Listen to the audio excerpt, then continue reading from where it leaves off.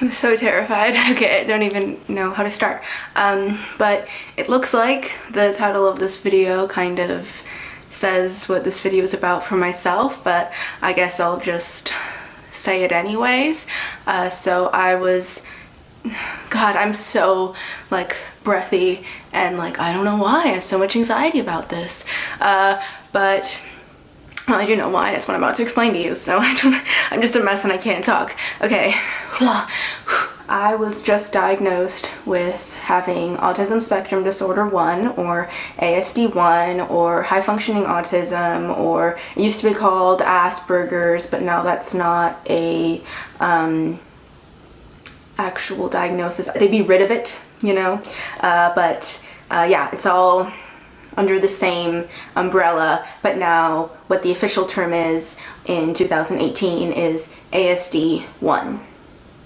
And today is February 6th. I was just diagnosed with it yesterday, which is February 5th, and I probably won't put this video up for a little while because I have not really told the vast majority of people that I know yet, and I don't want I want to tell them in person or on the phone or something. I want it to come out of my mouth. So I'm going to not put this up until I have spoken to said friends and family and stuff. So I don't know when this will go up, but just in case you're curious, I guess. Yeah, I was diagnosed February 5th, but this probably isn't going to be going up for a while. So I don't even know where to start. I have like a note on my phone with just the most intense ramblings, and I don't like oh wait, no, I don't want to cuss. Like what, like how do you make this video? I don't know. First thing that I'll say is that if you are a friend of mine and you are unfortunately finding out about my diagnosis through this video, I'm sorry. I'd honestly much rather tell everyone that I know in person, but that's not possible, and that's also very terrifying for me, and this is almost like a cheating way to tell everyone without actually having to tell everyone. So just know that it's nothing personal, and I've yet to make a lot of I have to make a few phone calls and I have to talk to a lot of my friends, and that is so terrifying for me. Not because of anything because of them, but just because like I have autism and talking to people isn't always the easiest thing. But I guess, oh God, where should I start? My mind is like blank, but going a million miles at the same time. I'm 21. I'll start with this. Okay, we got it. I'm on the track here.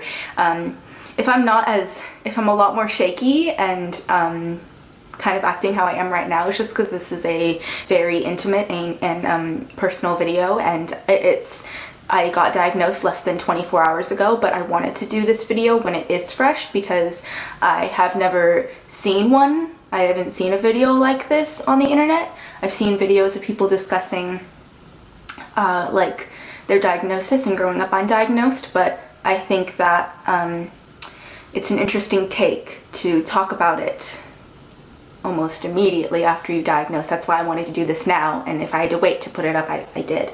And I have so much to say, and this is going to be a long video, and it's gonna jump from thing to thing to thing. That's how my brain works anyways, and there's not really no cohesive straight line. Like there already isn't. I'm already jumping all over the place. What was I starting with? I'm also like not even making eye contact with the camera right now because I don't know, a camera feels like a person and I like don't want to look at it. But no, this is a very important video. Okay, so we'll start with how did I come to this? What made me think that I was possibly on the spectrum? How did I go undiagnosed for 20 years of my life? And what? That's what I'll start with. And I looked up this date because I was curious, and like it was either August 11th or 15th, the Netflix show Atypical came out.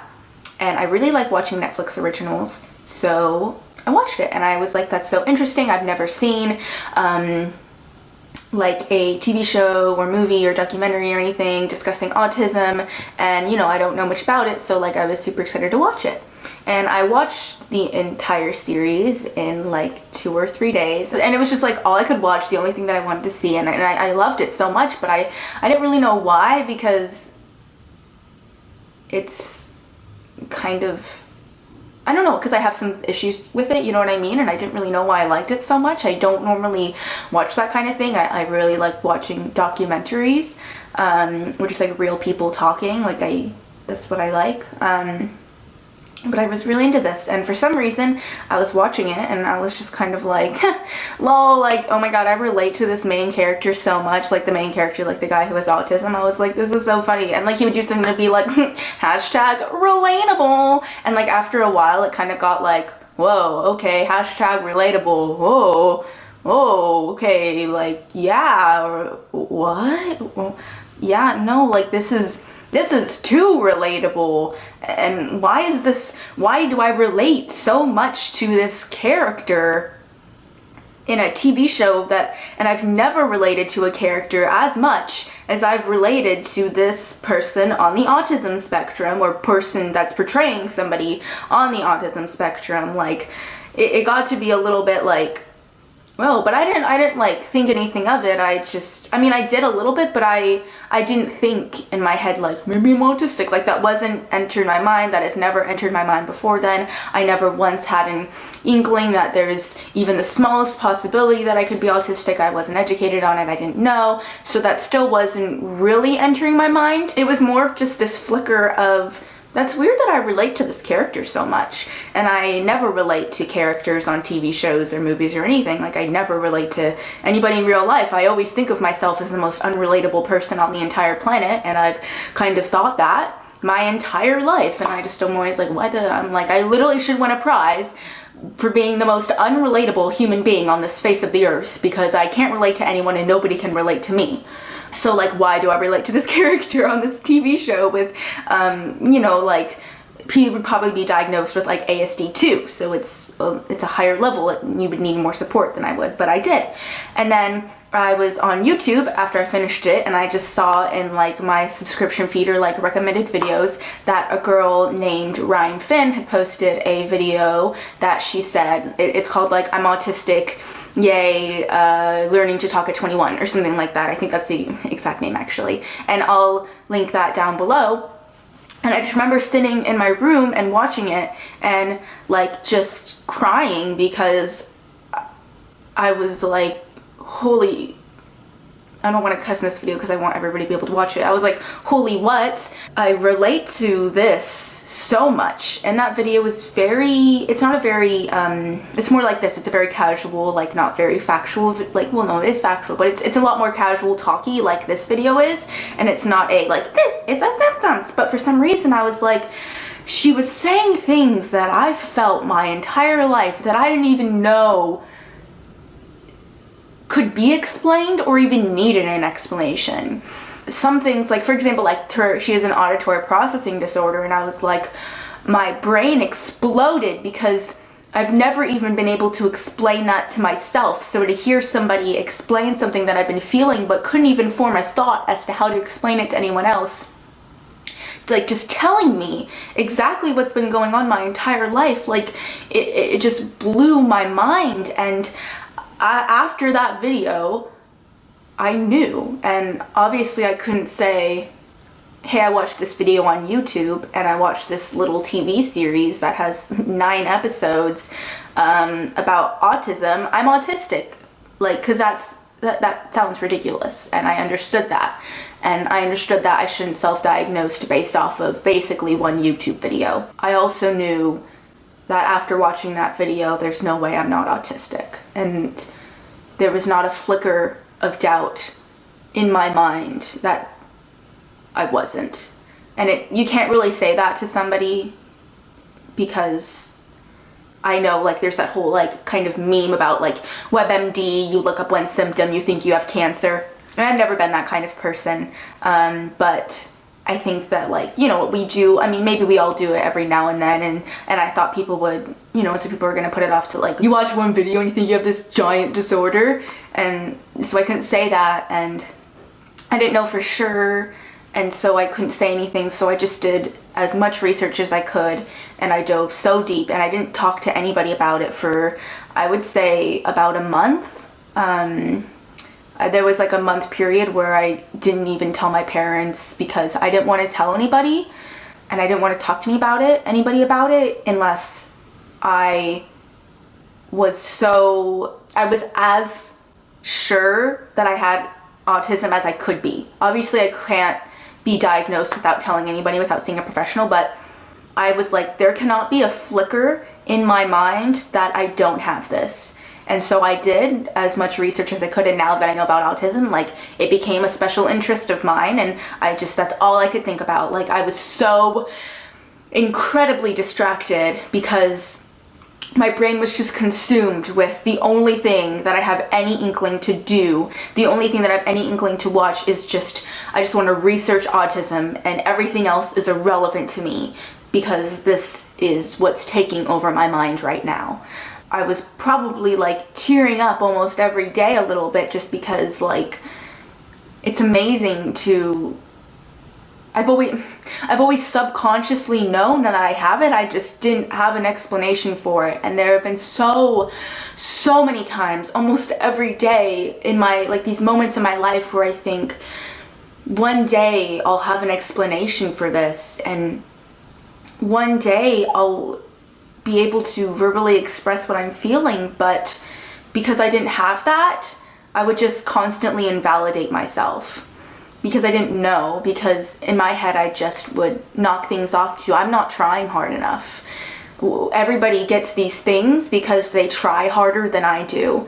Everybody can deal with these sensory issues, deal with these social situations, deal with this, that, and understand this and that, because they're working harder at it than I am, and they're trying harder, and they're better at hiding it. Why is everybody better at hiding this stuff than I am?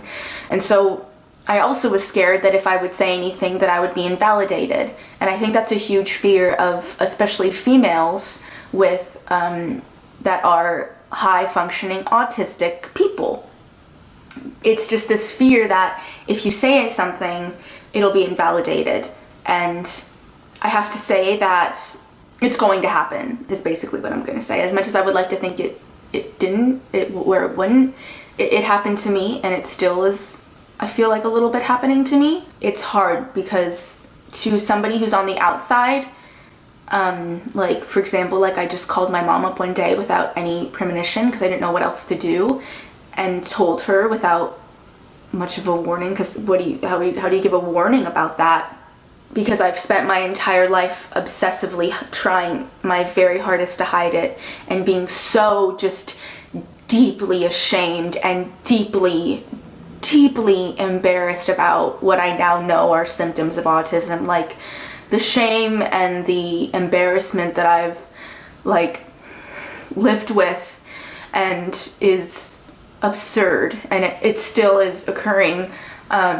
And so when you call up a parent, or whoever you talk to, a friend, a best friend, a parent, a teacher, whatever it is, and you've worked so hard your entire life to hide it so that you know it won't make any sense to them, because how would it? I've worked my entire life to hide this thing, you know?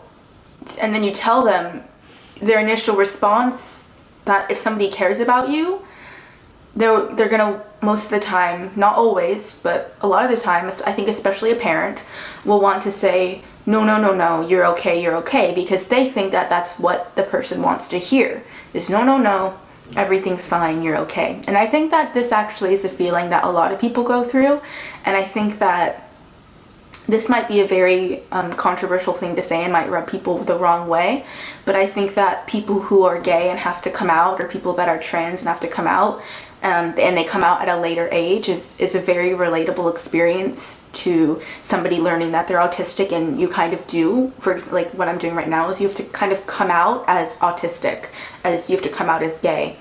And I think a lot of people's initial response is, no, everything's okay, it's okay, but that's the worst thing to tell a person.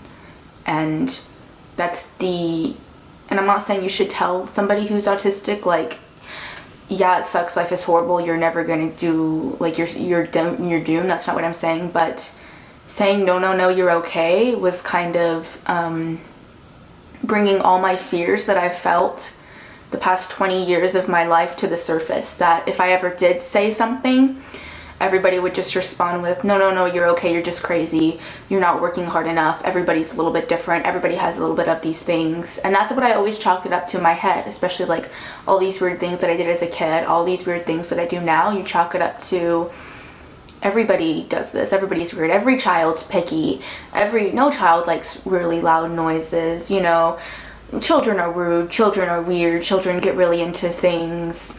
And then when you get older, it's like you're not growing out of it. And I always thought, before I knew about my autism, that I've always been like, it's something I'll grow out of, it's something I'll grow out of, I'm just not old enough yet, I haven't matured it yet enough, I'm not mature enough, I'm not mature enough. And I would repeat that a lot to myself, because in some ways I'm very mature, but in other ways I'm extremely, extremely immature and childlike and naive. But in other ways, I'm a lot more mature than a lot of people. And so it's a very weird mix to be. And my mind just went blank.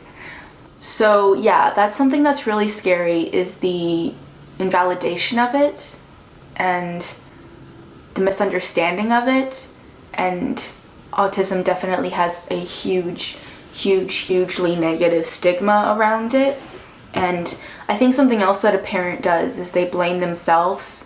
And that's the last thing that a parent should do. And I want to make a whole video actually about like how to be a good friend or how to be a parent and how to deal with it, because I think I have some good things to say.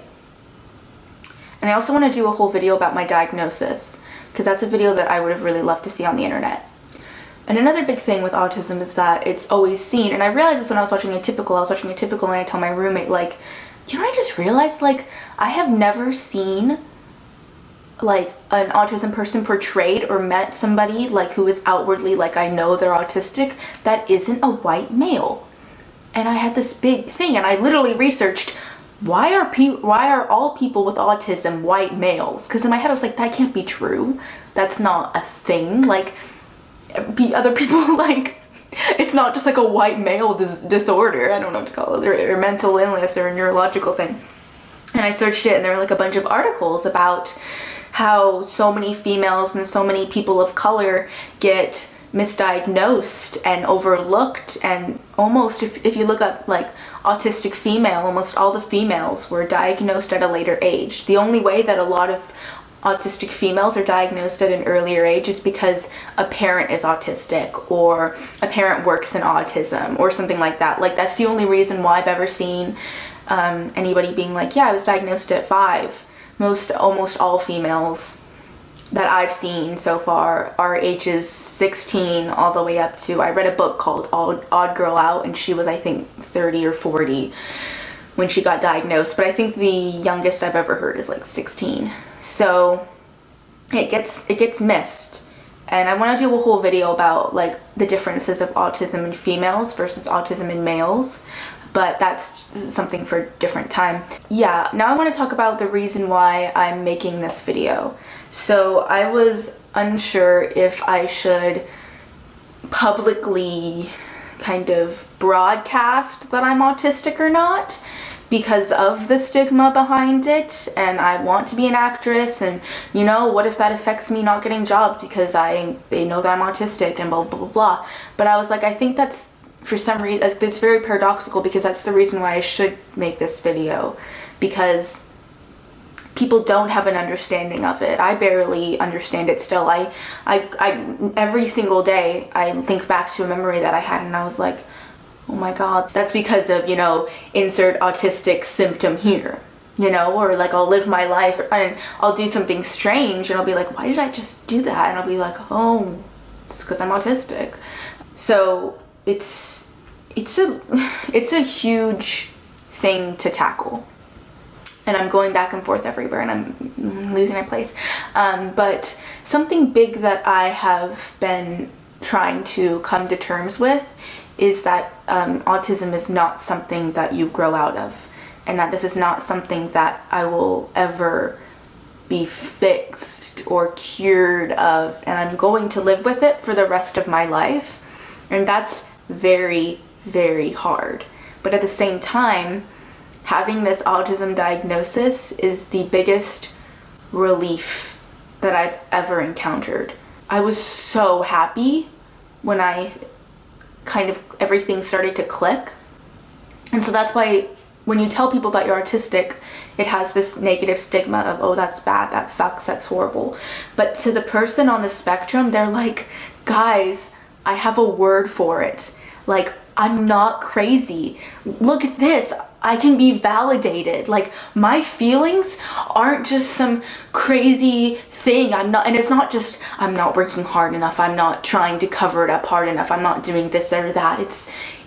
I'm predisposed to it, and it's nobody's fault. It's not my fault. It's not my parents' fault. It's not my friend's fault. It's not the world's fault. It's just what it is. And that is such a positive. And people look at having an autism diagnosis as such a negative thing, and that's why I think parents are like, no, you're fine, and they don't want to think that their child has autism, blah, blah, blah. But like, it was so, and it still is, like, I'm so thankful to Ryan Finn who made the video. Like, if she would have never made that video, I still would not know that I have autism. And I know that's a very bold statement to make, but because after I finished watching Atypical, I didn't look into autism more. I stopped thinking about it until she uploaded that video at the end of the month, because Atypical came up in the middle of the month. I watched it the first 2 days it came out, and her video came out August 28th to 29th. And so between that time, I didn't even think about it. And because she made that video at that time, that's why I know. I would have never looked further into it. So by happenstance, if she's watching the video,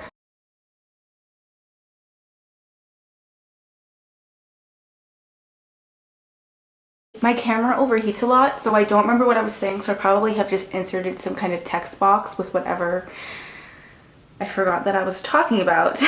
I think I was talking about this. So people are a lot of times invalidated with autism, especially females, especially people of color. You probably will be like, well, you're not like this other person that's autistic that I know. Well, you're not like this, blah, blah, blah, blah, blah.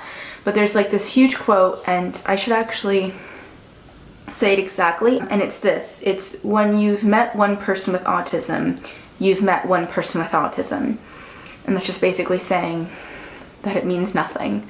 Because you know me, and I have autism, you might not understand, you know, Susie from across the hall who also has it. And just because, you know, Jerry from work has autism and he does this, doesn't mean that Sharon from IT does it too. You know what I mean? I was thinking, I was like, it's the same thing with what's called neurotypicals, which are people who don't have autism, is that just because I met Sharon's brother, who is a neurotypical, doesn't mean I understand all neurotypicals. Like, everybody's different, just like every person with autism is different. So please don't say anything, you know, invalidating my autism. That's the worst thing to do with somebody autistic. And also don't say, oh, well, you don't seem autistic, or good job, you're great at hiding it, or, well, I know somebody autistic and you act way better than they do. Don't say that. That's horrible, and I shouldn't have to explain to you why it is. Just no, don't say that. So it's kind of odd knowing that I kind of got the okay from my therapist that, like, I can now talk to people about it, and it's very strange because I've spent the past about 6 months not being able to really talk to anybody about it much at all because I wasn't sure. So because I'm not sure if I had it or not, I didn't feel comfortable talking to my friends about it, which is why I kept a lot of them in the dark, because it made me feel dishonest and untrue and weird if I wasn't 100% sure about my diagnosis. So that's why I didn't talk to my friends, and now I can, and it's very strange. But it was very hard for me the past 6 months not to talk about it. Because if you know anything about autism, you know you have special interests. And I mentioned before that autism became one of my special interests very intensely. And so when you're somebody with autism and you have a special interest, that's all you want to talk about. And so it's so hard to talk to anybody and have any kind of conversation when the only thing going in your mind is autism, autism, autism, autism, autism, autism. And like, I already have trouble with conversations and, you know, small talk and that kind of thing, that it's like, it's been so incredibly hard not to talk about it. And I already have trouble when people are like, hey, how are you? And you have to say that awful like script of like, I'm fine, how are you? And it's totally disingenuous and dishonest and annoying and stupid, and I hate it. And people ask me like, what's going on in your life? And the only thing that has been consuming my life, well, like, I've been very busy with other stuff, but mentally, the only thing that's been consuming my life is my autism and the diagnosis and learning about it and not being able to talk about it. It's made me become very distant from people and made me even more than I already am, and made me even more antisocial because I can't talk about what I want to talk about. So yeah, it's been very hard. And now I fear that I'm going to talk about it too much and people are going to get annoyed about that. So that's why I also want to make this, because now that I have somewhere to talk about it, so I don't have to bother my friends and family just obsessively talking about it. I have a list, I'm trying to go through it. Yeah, so autism is something that you don't grow out of. It's not something that you can wish away. It's not something that as much progress as you might make with autism, as much progress as I have made with mine, and how whatever, it'll come out still. It's not like, oh wow, like Jimmy hasn't had a temper tantrum for a month, or Jimmy's 16 now, he's not gonna have temper tantrums. Like, that doesn't happen. Like, I still have meltdowns. Especially now, recently, I've had more than normal, and I still have shutdowns. And that's something that I want to talk about, is like meltdowns and shutdowns and stuff. I didn't know about shutdowns, but they're very interesting, and I've experienced a lot of them, and I experience them almost daily at this point. But you can't expect that because now I know about my autism, I'm gonna be fine, and that I'll ever be fine with it. I don't know if fine isn't the right word, but you know what I'm trying to say. And that's hard to accept in other people and accept in yourself, that it's just going to be something that is continuous. But that's why I want to start making content and start openly talking about it in real life, because I think that with the more acceptance and the more understanding, the better it'll be. The better. That's so funny. I had a speech impediment when I was younger, and I couldn't say my R's, and it still comes out sometimes. I can't hear R's sometimes still. So yeah, ever since that I've gotten my diagnosis, or that I've suspected it in myself, I've been kind of seeing like what happens when I start to embrace my impulses, because I've spent my entire life going against my impulses as much as I can possibly try to, and trying to, hide it deeper and deeper and deeper, and just don't say it, and like forcibly trying to, I guess, overcome these things and not allowing myself to express them and invalidating them. That I've started to like try to see like, well, who am I actually? Like, what are my actual impulses with things? I don't know. And I've realized that I've based a lot of my personality like in the outside world as like it's just a bunch of coping mechanisms, and I don't really know fully who I am, because who I am is just it's just a bunch of coping mechanisms. It's just me trying to cover up who I really am, because I know it won't be accepted. So yeah, and then I found when you try to start shedding those coping mechanisms, people like you a lot less than they already did. So that's been hard to deal with too. And you realize how unaccepting the world is of autism and just people's differences in general, let's be real. Speaking of relationships, I want to do a full video about this, but there becomes a point in every relationship that an autistic person has with a neurotypical that you can't hide your autism anymore. And something will snap and it breaks within me, and I think within the autistic person, and I think that the autistic person gets this feeling that they'll never be enough, they'll never be right for a neurotypical person, they'll never be all that they wish that they could be and all that they want to be, and it's very hard. And I realize my points in my friendships in my past that they break is when it's true, I'm around them a lot, and when I'm around people a lot, the same person a lot, I can't hide my autism as well anymore, and my symptoms start to show, and that's when people kind of are like, because it's a lot, and I'm not saying either of us are in the wrong, I'm just saying like that's just a thing that happens, because it's a lot for a neurotypical to deal with all these things. So I think there's a big misconception that autistic people are happy being alone and don't want relationships, but it's not necessarily that we don't want them, it's that it's very, very, very hard. Because if you look at it from a neurotypical, like if you flip it around, imagine if the world was all, if, you know, 99% of the population had autism and 1% was a neurotypical like you, imagine how exhausting and how hard it would be to be friends with just a bunch of autistic people, and how overwhelming it is, and everybody's so different, and you don't understand them, and there's such a misconnection there, and after a while things will break, and as much as you try to connect your differences, like, it's overwhelming to be friends with a bunch of people with autism. Like, it's overwhelming for an autistic to be friends with a bunch of people who are neurotypicals, but yet they're all different, and you think you might understand one, but then the other person doesn't do that same thing that the other person does. So why? I don't know, how do you do this? How? So I think a big thing that will help a lot of people who are neurotypical, who have a friend with autism, or have a child or a sibling, or just want to be more understanding because you're an awesome person and you're just curious because you're curious, is just to kind of turn things around and put yourself in their shoes a little bit, but without having to put yourself in their shoes, and just saying, well, what if the world was autistic and I was the only neurotypical? And I think a lot of understanding will come from that, because that's the world we live in. And also, if you think, oh, well, I don't know anybody that's autistic, you do, and you just don't know you do. Or if you think, oh, well, you know, I knew this one person, you don't just know this one person. The estimation is 1 in every 68 people in the US are autistic, and it's actually, they're estimating that it's actually more around 1 in 45 now. And there are so many people that, you know, have lived their lives being undiagnosed and continue to live their life being undiagnosed, and I lived my life being undiagnosed. So you know somebody who's autistic, either you just don't know they are, or they don't even know that they are. So yeah, it's bigger than you realize. I also have this thing where if I meet new people, or people get to know me and they first meet me, there's this little voice in my head that I've had my entire life of, like, if they were to get to know me, they wouldn't actually like me.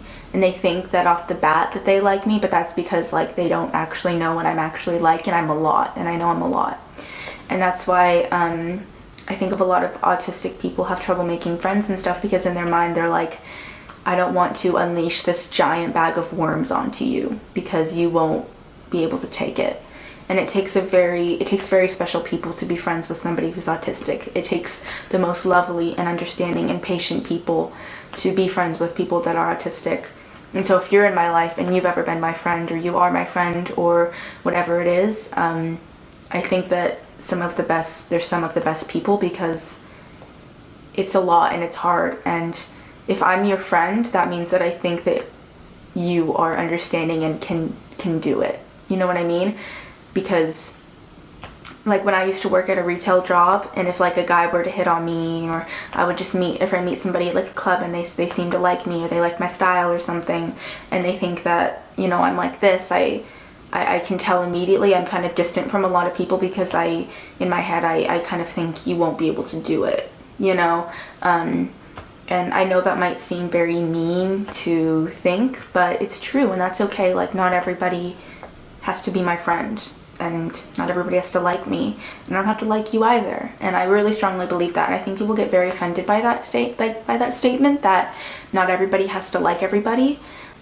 But so, like, I mean, I don't think people should be outwardly hateful, but, you know, there's such a thing as just ignoring the person and going about your daily life. I think a lot of people see me as distant and very closed off, and it's just me protecting myself from them, and also protecting them from me, because it's hard to be myself around people, and I know that if I am too much of myself around people, it can be hard for people to handle.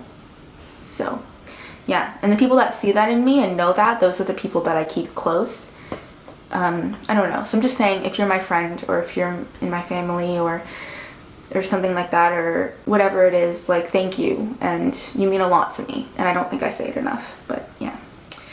So something else, and this is kind of going backwards, but when I was first reading about the autism symptoms, it's odd because I didn't know not everybody felt that way, and I had this realization of not everybody feels this way, not everybody deals with this, like, oh, like, I just thought a lot of autism symptoms were just things that everybody dealt with, and they were just, like I said, they were just kind of better at hiding it than me. And so it's weird seeing these things and being like, that's weird. I thought everybody did that.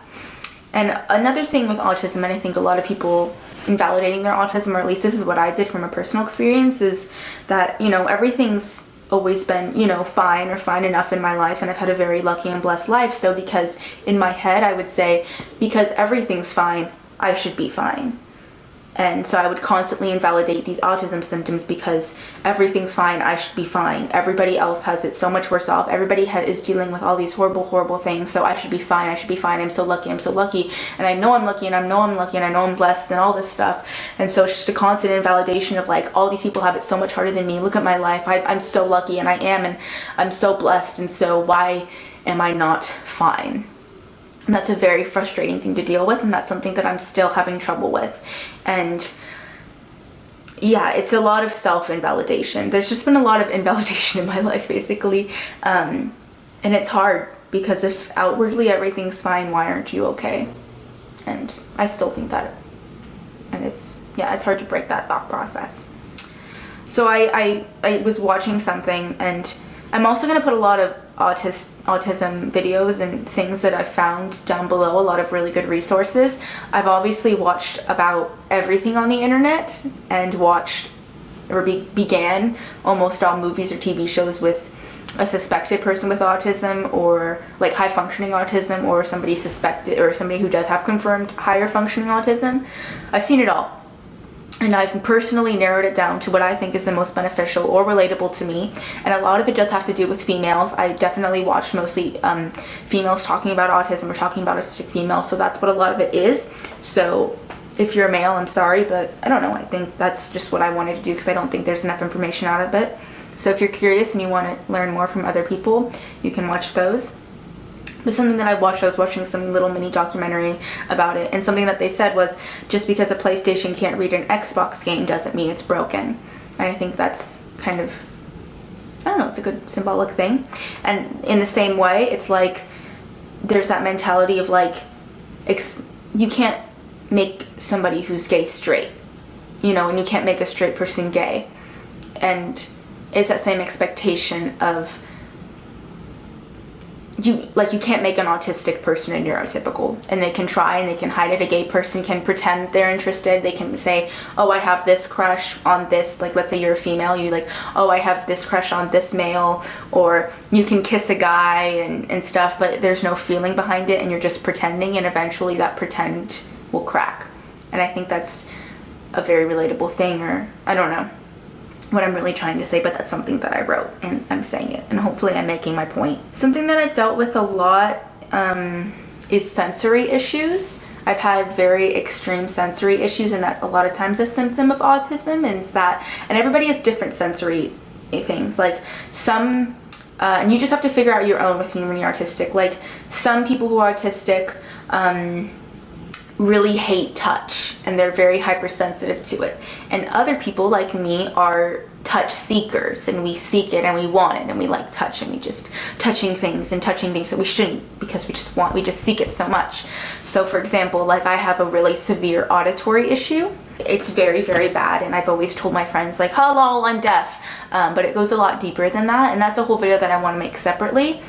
But for example, like a perfect example of this is I was in a rehearsal for a show, and I was sitting in front of a fan, and this fan was going, and it was loud. It wasn't like crazy loud, but it was too loud for me, but I was so hot and I wanted to sit in front of this fan. And because the fan was making noise, I heard nothing. Literally, and this was around the time when I was suspecting that I had it, and so I was kind of really testing myself and really being more observant about myself, and I would just watch their faces and their mouths move, and I wouldn't even hear like a wah wah wah wah. I would literally just, I heard nothing. I heard absolutely nothing coming from their mouths, because all I could hear is this fan. And I had such trouble that day in rehearsal because all I would hear is this fan, this fan, this fan, and I couldn't hear anybody else, and things are muffled. And if somebody doesn't say, like if somebody just says a sentence to me but they don't say Shayna sentence, and we're not already in the middle of a conversation, I don't know that they're talking to me. So somebody's like sentence, I don't hear it. All I hear is this. They need to go Shayna, and I go oh. And also if they say Shayna, I'll go huh. But I'm gonna do a whole video about my auditory issue because I think that's a big thing. But like that's the whole thing, is that sensory things. I've always had a thing with textures, with foods, and it's very extreme. I don't have a sense of smell. I have really horrible eyesight. I'm very, very, very, very, very, very, very, very sensitive to cold, and I search heat. I'm constantly searching like heat. I know it's such funny because I just said I was in front of a fan, but whatever. So yeah, that's just a quick thing on sensory issues. And also that's why a lot of people with autism walk around with headphones, because they hear everything and they can't distinguish and make apart sounds. You just hear it all at once. And for me, there's one, like, everything has to be perfect for me to be able to hear people and understand them. If the music's one notch too loud, I go crazy. Like if the music's one notch too loud in my car, I can't deal with it. And if it's one notch too quiet, I can't deal with it. If the fan's a little bit too loud, I can't hear anything. Or if the person's talking at a little bit of a lower decibel, I just hear mumbling, and I have to read their lips. And if they cover their lips and I don't know what they're doing and I don't know what they're saying, I need to see it because I need to make apart the words that I can't hear. If I'm on the phone and it's a little bit mumbled, I don't hear a thing, and it's just very hard to live your life with a sensory issue, like especially one that's so sensitive in hearing, and it can get you in a lot of issues because you're constantly going, huh, what, huh, and it's very, very annoying for everyone else around, and you feel so bad because you know you're annoying, and you're trying so hard to hear them. You are trying to read their lips. You're trying as much as you can to zone out all the other noise, and it's taking so much out of you mentally to just turn off everything else and listen to them. And if they would just speak one notch louder, or just get a little bit closer, or just slow down their speech just a tiny little bit, you could do it. But you've already asked them 15 times to talk slower. You've already asked them 20 times to just lower the volume a little bit. Or it's not your apartment. You can't ask them to lower the volume. That'd be too loud, but you can't hear a thing. And it's just a lot. And as somebody who's autistic, just in general, you feel like a constant disturbance. You feel like a constant annoyance. You feel like you're constantly a burden to everyone. So my camera cut out yet again. This video is probably going to be like 45 minutes to an hour long, so I have a lot more stuff to say, but I'll try to condense it, and maybe I'll just talk about it in the future. But what I was saying is, yeah, you just feel like a constant burden and a constant annoyance to everyone. And I think everybody who's autistic just wishes they could not be. Nobody wants to be that way.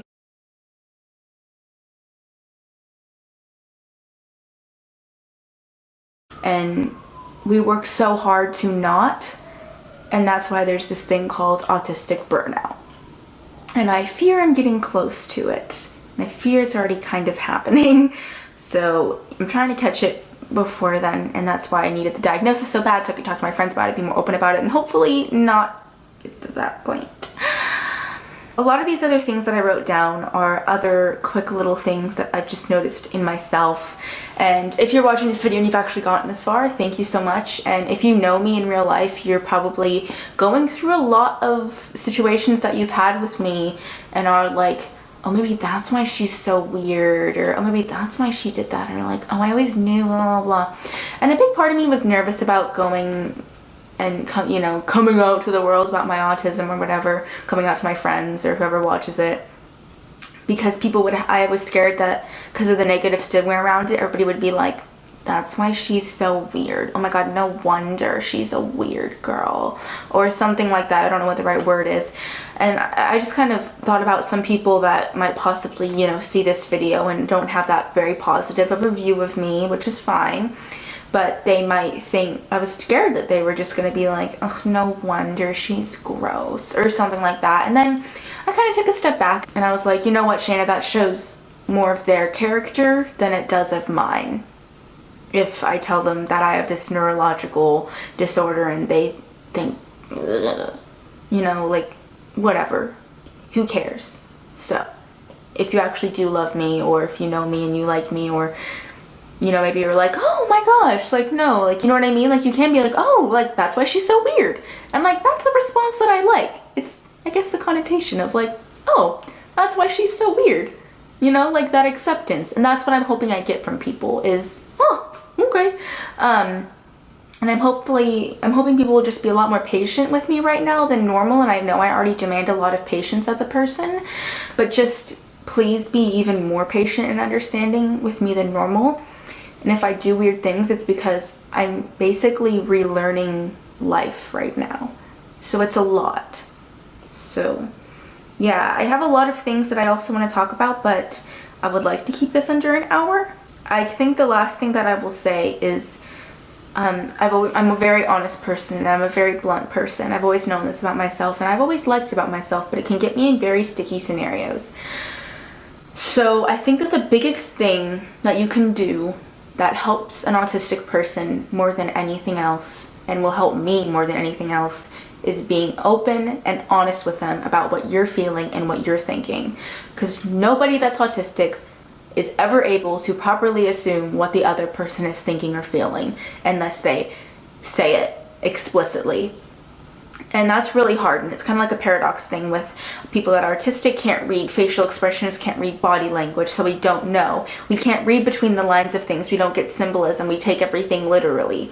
So all that we know is what you tell us. And I've come to the realization recently that people lie, and that people lie a lot, and people lie a lot more than I realize that they do.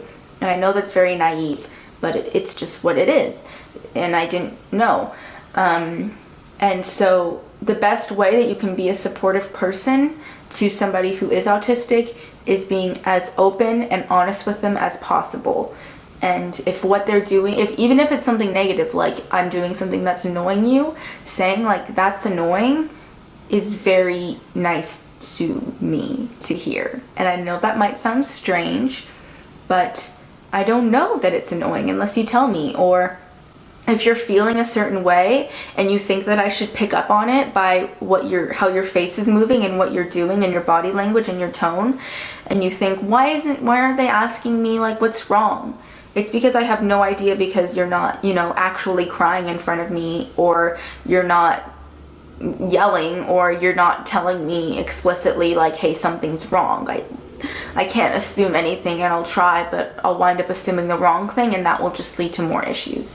So I ask of my friends and my family to, and maybe, I don't know, talk to, if you know somebody that's autistic, talk to them and ask them like, will this help you? Because I can almost confidently say it will make a world of the difference to them if you're just open and honest and blunt, because we value that, because we can't detect when somebody lies. So if somebody's lying to me, I can't detect it, and it's very frustrating. Anyways, so there's a lot of more things that I wanted to talk about, but I'll talk about them in, I guess, a different video. If you have anything else that I want to expand on, or any topic that you want me to talk about or will help you, because I made this video for people like me who only found out about autism because some random girl on the internet made a video about it. And so I'm hoping that maybe some random person out there will find this video and be like, oh my gosh, I found out about my autism because some random girl made a video on it. Or, oh wow, I understand this autistic person I know, or just autism in general, because this random girl on the internet made a video about it. So that's why I'm making a video about it, and I don't think that there's a video like this out there this soon and raw, and I think that there's a need for it. And I think that representation is so important in everything. And I think, and I learned so much from people talking about their personal experiences with what they go through, whether they're trans, they have some other mental illness like depression, or like they are a person of color and their struggles that they go through because of that, or they're this, or they come from a broken home, or they have a drug addiction. Like I love learning about it and hear first person accounts, because you become much more of an understanding person, and it just is important for you to really empathize and understand other people. And so yeah, that's why I'm also making this video. And I think that the biggest thing that runs through an autistic person's mind all the time is just, why can't I be like everyone else? But at the same time, I don't want to be like everyone else. And it's a weird combination of, like, I love myself and I love these weird things about me, and I'm so thankful because autism has given me this special thing, and I look at life differently and I can see things differently, and I feel like my mind is so creative because of my autism, and I can connect to things and people and animals in a different way than other people can. And I don't want to be like everyone else, because everybody else is already a person and it's already happening, and some people are boring, and I like that I'm different. But at the same time, I wish I could turn it off sometimes, or I wish that people were just more understanding of it, and patient. I'm not saying I expect people to get it off the bat, but I just want that patience, because I give people a lot of patience because I don't understand how they're acting, and I get frustrated in the same way that you don't understand how I'm acting and get frustrated with me. So if I do something weird, just let me do it, and then if you don't get it, just ask me and I'll tell you why I did it, and then you can go, oh, that's weird, or oh, that's kind of rude, maybe this is what other people do, or oh, that's kind of rude. Oh, but now that you explained it to me, I understand where you were coming from, and it's not as rude as I think it is. I don't know. That's what I mean. It's why honesty and openness is the most important thing for somebody who's autistic. But yeah, so that's the end of this video. Comment anything that you want to say. That's obvious, isn't it? I don't have to say that. And I know that I'm very robotic and weird. I'm normally a lot more animated, but this is very awkward and I'm not making eye contact with the camera, and it might be a really painful video to watch, so I apologize. Thank you for all the support that all my friends and everybody in my life has ever given me, and all the positivity you've given me, and I appreciate it. And I look back at my friends in my past and I'm so thankful that I met those people, and I think of my friends now and I'm so thankful, and I'm going to be open about it now, a lot more open about it. And if I didn't tell you in real life, I apologize. I wish I want to have been able to. I wish I could have. I don't know how to end this, but thank you if you stuck to the end. It means a lot to me. And if you have autism, talk to me, message me on Instagram or something. I want to meet people with it because I don't know many people with it, or I don't know that I know many people with it. And it's a community that I want to know more about. I don't know, obviously, but yeah. So I'm making this ending too long. Thank you for watching to the end. I very, very much appreciate it. That means a lot to me, and that means that you probably know me, or you relate to it or want to know, and you're curious. If you reach the end of this long video, then thank you. My next video that I'm going to make is going to be about my diagnosis and how to get one, or whatever it is. So yes. Okay, bye.